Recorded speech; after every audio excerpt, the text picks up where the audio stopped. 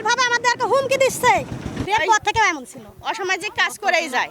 ছেলে ডিউটি যায়, ও অন্যজনক নিয়ে ঘরে থাকে। এর লেগে সারার জন্য আমি যথেষ্ট চেষ্টা করেছি ভালো করার জন্য। যেটা হচ্ছে হাতে নাতে ধরে বিচার সালিশ করার পরে তাকে বের করে দেওয়া হয়েছে, ঠিক আছে? সেটা এটা না, অনেকবার। এটা আমরা মানি নেব না। শিশু নারীর জন্য কিসের জন্য কেস দিল? যুক্তির এটা সম্পূর্ণ মিথ্যা মামলা। আমরা সুষ্ঠু বিচার চাই। আমরা তাকে অনেকবার ভালো করার চেষ্টা করছি আমি। একাধিক মানে অনেক ছেলেদের সাথে তার অ্যাফেয়ার।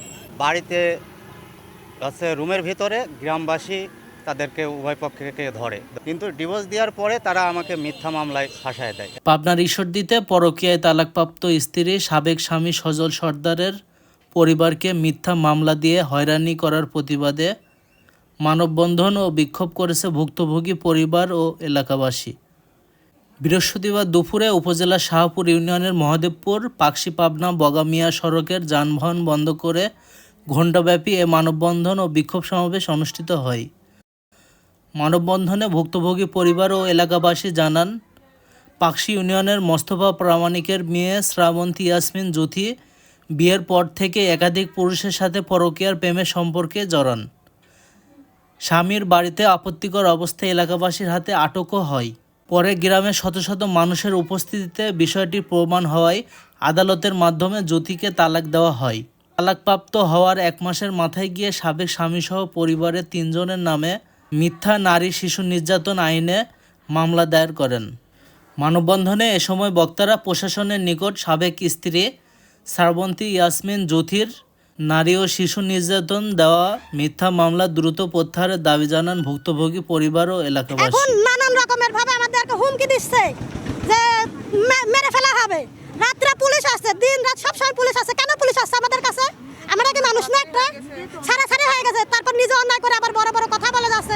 আমার বাড়ির সন্তানরা থাকতে পারছে না। মিথ্যা মামলার এই বিচার চাই আমরা। মূল কথা, তার গোড়া থেকে মহিলাটা আসলে খারাপ ছিল। এখানে এসেও সে যে ভালো ছিল তা নয়। তার এলাকাতে অনেক অনেক মানুষের কাছ থেকে আমরা মানে শোনা কথা এবং দেখা কথা আমরা নিজে চোখে দেখছি, যেটা সেটা হচ্ছে হাতে নাতে ধরে বিচার সালিশ করার পরে তাকে বের করে দেওয়া হয়েছে, ঠিক আছে? সেটা এটা না, অনেকবার। এটা সবাই জানে। এরপর থেকে এমন ছিল, অসামাজিক কাজ করেই যায়। হ্যাঁ, অসামাজিক কাজ করে যায়, এখানে চলে যায়, এখানে চলে যায়, স্বামী বাধা দেয়, বাড়ির লোকজন বাধা দেয়, তারপরও সে বাইরে চলে যায়। এখন যে এই যে মামলাটা দিল, যে হাসান শিশু নারী নির্যাতন কেস দিল, বাপ চাচা দাদা দাদি, এগুলা কি? এগুলা এই সব বলে কি 2 মাস পরে কিসের জন্য এগুলো আসলো? কিভাবে আসলো এগুলা? এটা আমরা মানি নেব না। শিশু নারী নির্যাতন কিসের জন্য কেস দিল? যুক্তির এটা সম্পূর্ণ মিথ্যা মামলা। এটা আমরা মানি নেব না। আমরা সুষ্ঠু বিচার চাই। আমরা 12 বছর হচ্ছে আমাদের বিয়ে হবো, আমার একটা বাচ্চা আছে। তাকে অনেকবার ভালো করার চেষ্টা করছি আমি। একাধিক মানে অনেক ছেলেদের সাথে তার অ্যাফেয়ার। অনেকবার চেষ্টা করছি, পারি নাই।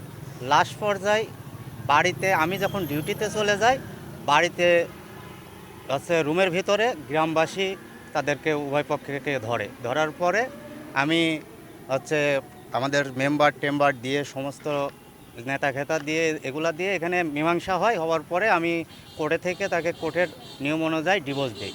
কিন্তু ডিভোর্স দেওয়ার পরে তারা আমাকে মিথ্যা মামলায় ফাঁসায় দেয়। এখন পুলিশ প্রতিনিয়ত আমাকে হেনস্থা করতেছে ধরার জন্য। এর একটা সুস্থ বিচার চাই। এলাকার পুত্রবধূ আমাদের বাড়ির পাশে, আমাদের বাড়ি এখান থেকে এই 100 গজ দূরে হবে, বুঝলেন?